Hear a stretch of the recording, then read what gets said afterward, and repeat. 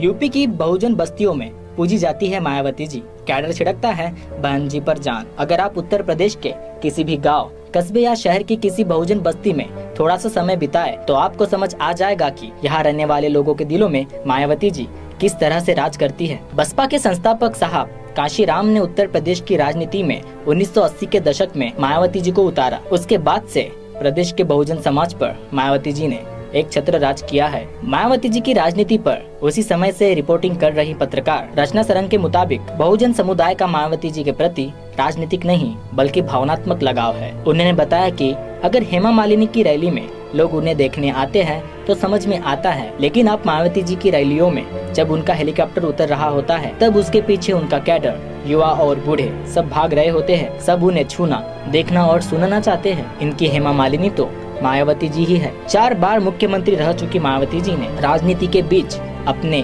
बहुजन vote bank को बहुत कुशलता से सींचा है। लेकिन सवाल हमेशा उठते रहे हैं कि प्रदेश में बहुजनों की एकमात्र मसीहा कही जाने वाली मायावती जी के चलते बहुजनों का संपूर्ण सशक्तिकरण हो भी सका है या नहीं। इस सवाल के जवाब की तलाश में मैं सबसे पहले मायावती जी के लोकसभा चुनाव क्षेत्र अम्बेडकर नगर पहुंचा। पहले अकबरपुर के नाम से लोकप्रिय इस छोटे से शहर को जिले में तब्दील करने का श्रेय मायावती जी को भी जाता है। यहाँ पर बड़े अस्पताल, कॉलेज और दलित वर्ग और पिछड़ी जातियों के लिए बड़ी आवासीय योजनाओं के पीछे भी मायावती जी का ही हाथ है। जिले की बहुजन बस्तियों में मायावती जी को पूजा जाता है। लोग कहते हैं कि इनकी वजह से समुदाय का डर खत्म हो चुका है। वे अपनी बात खुलकर रखते हैं। बसपा नेता स्वामी प्रसाद मौर्य कहते हैं, हमारा कैडर बहन जी के लिए जान छिड़कता है।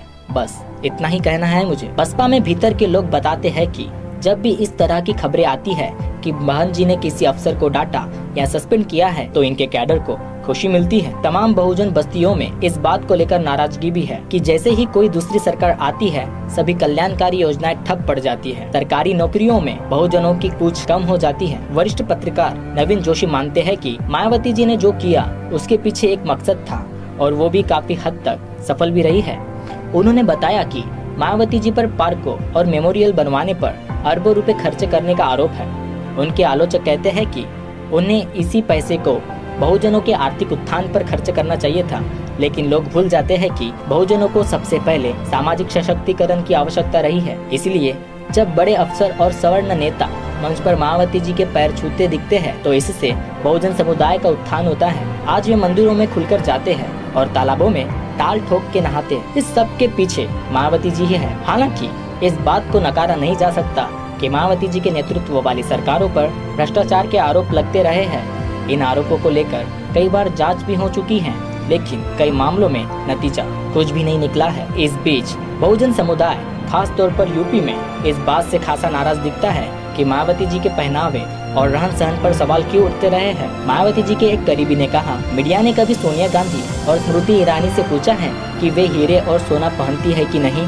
अगर नहीं तो फिर मायावती जी पर इस तरह के सवाल क्यों उठते हैं? मायावती जी अपने शासनकाल में कई विवादों, घोटालों के आरोप में जरूर रही है, पर उनका राजनीतिक अभ्युदय सचमुच अद्भुत रहा है। एक सामान्य परिवार से आई बहुजन महिला ने ऐसा मकाम हासिल किया है जैसा इस देश के इतिहास में कम ही महिलाओं ने किया है। विवादों की परवाह किए बिना मायावती जी के समर्थकों ने हर बार उनका साथ दिया और अपनी वफादारी साबित की है। मायावती जी ने बहुजनों के दिलों पे अपनी खुद की जगह बनाई है और बहुजनों में अपने प्रति विश्वास कायम किया है।